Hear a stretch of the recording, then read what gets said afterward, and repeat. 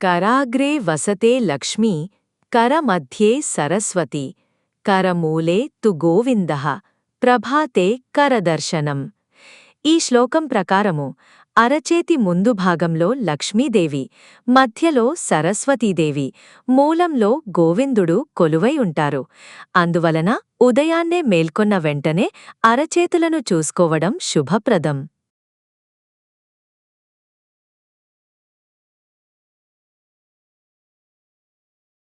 చేతి వేళ్ల చివర లక్ష్మీదేవి, అరచేతి మధ్యలో సరస్వతీదేవి, అరచేతి మొదట్లో మణికట్టు దగ్గర గోవిందుడు శ్రీ మహావిష్ణువు నివసిస్తారు.